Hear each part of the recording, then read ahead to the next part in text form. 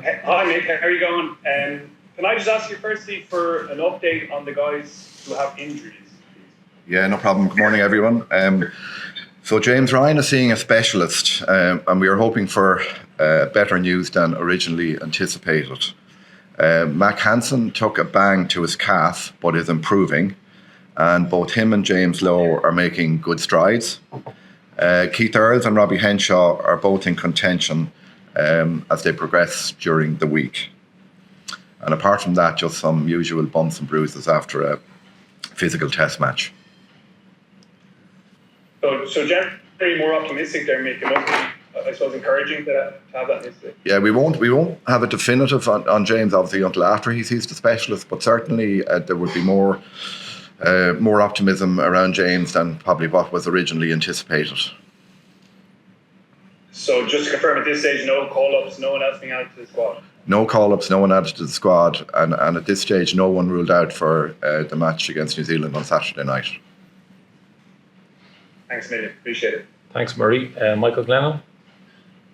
How's it going, lads? Rónan, just tell me what it's like to be back out there contributing after a frustrating period, I guess, and, you know, how you're feeling in general in this really exciting time. Yeah, it's great to be back out there. I've been fortunate enough to get some time in each of the games so far, so I've been absolutely delighted with that. And yeah, as far as contributing, it's been absolutely great. We've felt we've been playing well, so it's just about keeping that momentum going forward. And yeah, we're happy with where we're at the minute. You're part of the first generation of Irish players who have grown up or come onto the scene after Ireland had beaten the All Blacks for the first time. Do you see them now, maybe you can remember back before 2016, but do you see them now as another team and not something that they had before, this aura of invincibility? Yeah, I suppose, but like obviously we know how good a team they are, and particularly how good they play in big tournaments. But yeah, obviously, like as you said, I was obviously still in school in 2016 when we beat them for the first time. But yeah, I think just looking forward to this weekend. We know it's going to be a massive challenge. It's going to be a huge test match, but one we're really looking forward to. And yeah, that's all I can really say on that one. Best of luck. Cheers, thanks. Thanks, Sinead. Yeah, hi. Mick, obviously Joe Schmidt so successful with Ireland. You know, what's it going to be like now coming up against a coach obviously with New Zealand that knows Ireland so well, knows Irish rugby so well? Yeah, it certainly adds another dimension to it. I've kind of maintained kind of very close relationship with Joe over the years, and while we haven't been texting over the last few days, I'm looking forward to catching up with him. He was an amazing coach for Ireland for the years that he was involved, and I think brought Ireland to a new level when he took over in 2013 and had some magnificent success, including a couple of wins against the All Blacks in Chicago and in Dublin. So there's a lot of, I suppose, talk about Joe knowing players inside out and whatever. But to me, I think all teams know each other so well. That I don't necessarily think that's any great advantage. I think we obviously know New Zealand well, having played them 3 times in the Test series last July. So looking forward to it, and looking forward to catching up with Joe. Thanks, Aisling. Thanks. Hi, Rónan. Just when you said there that you were still in school back in 2016 for the first All Blacks win, facing them in a quarter-final of a World Cup, has it hit you yet that this is maybe stuff you dreamed about growing up? Yeah, I suppose it is something you'd obviously dream about. On the big stage, be certainly probably the biggest game of my career so far. But I think just as we've chatted throughout the last while with the lads, like it's just you have to take each game as it comes. You can't play the occasion. You just have to play the game in front of you. And for me personally, I just need to be treating it like another test match. Just make sure I get across all my detail and preparation. And if selected, make sure I'm able to do the job. Yeah. Thanks. Sorry, if you're not asking a question, if you could go on mute, please, that'd be great. Derek Foley. Hi, Mick. Oops. Hi, Mick. You've been through a couple of regimes now. In terms of your position as manager since you took over from the late Paul McNaughton, great man that he was. Could you just tell us? And I'm not looking for the answer. Oh, everybody's happier now because I understand we've got a 17-match winning run going on. Could you just tell us a difference between Andy Farrell's regime and the regime Andy Farrell was in as an assistant coach? Could you tell us something tangible that maybe people back home, our 2 million television viewers I keep talking about, can understand? People have different ways of coaching, different ways of managing people, different ways of managing organisations. Declan Kidney had one way of doing it.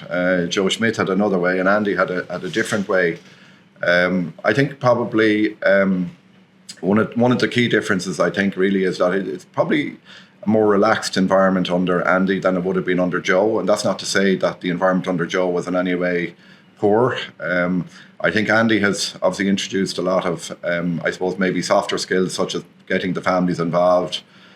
There's a lot of, I suppose, downtime for players and staff. They're not always on, and maybe that has come about because of maybe the change of the environment from Carton House into the HBC in Dublin, where you don't feel that you're at work all day long from early morning to late in the evening. So that has certainly helped as well. But like ultimately, to me, I think environments are all about players, and environments are created by players as much as they're created by management. I think it's one in all in, and certainly I think the players currently they're an extremely happy bunch. But that comes, I suppose, with winning as well. But they genuinely have huge respect for each other. They get on extremely well. They're the tightest group that I would have been involved in, or would have witnessed, or would have seen. And that obviously helps as well. There's great friendships among all 33 players. They're well able to have the fun. They're well able to enjoy their downtime. And as I say, that's probably. I'm not saying it's hugely different, but certainly it's a little bit different to what it was maybe under Joe, where when we were based in Carton House from 24/7, you felt, I suppose, that you were at work all the time. So it has been a very nice change up. So the environment around us has probably changed a little bit as well. And then the other thing I would say is that there's been a massive, I suppose, involvement with the families, not only in France, but certainly right through for the last number of years since Andy took over. And at the moment, families are arriving in Saturday morning of the game here. They came in, they had lunch, they met up with the players. They enjoyed a few hours with them, and that again I think has been a huge help to the environment. Just in terms of, you can't be on all the time, and having wives, kids, partners around the place certainly has helped the players relax and switch off for that time as well. So really, it's we look upon, I suppose, everything as a squad, but we look upon the families as actually being part of the squad as well.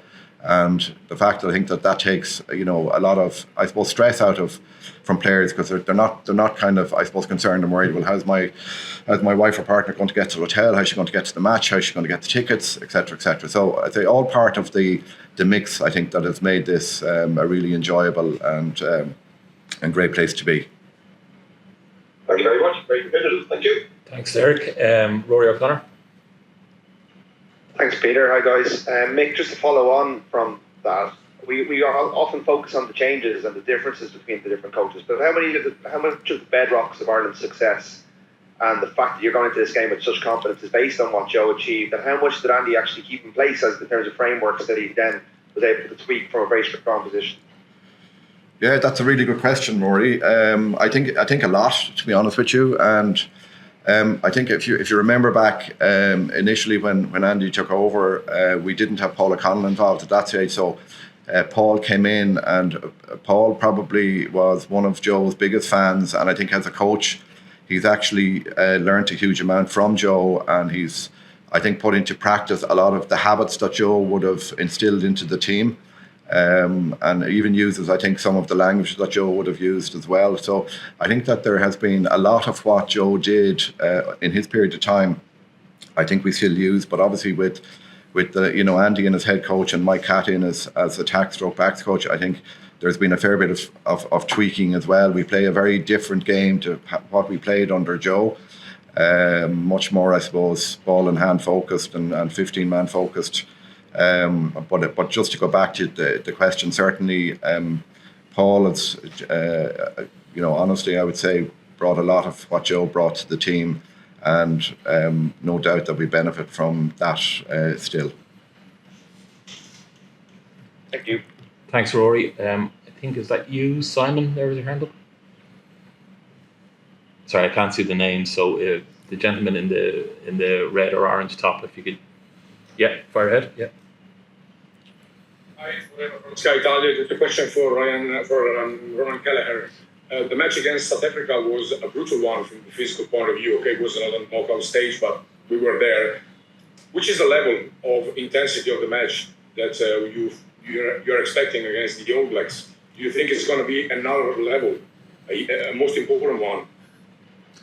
I think it'll probably be a similar level to the last two games we faced. Obviously, the last two games for us were crucial games in terms of the where we finished up in the group, and looking forward to the quarter-final, but I think it'll definitely be a similar level of intensity now. Went to quarter-final rugby here now, so it's obviously do or die. It'll be probably a similar level again to what we faced against South Africa and Scotland, I think. Yeah. Thank you very much. And if there's no further questions, we will wrap it up there. We'll close off this section. Peter, sorry, just maybe one. Just on the timeline for James, is he seeing a specialist today, and when do you think you might know more?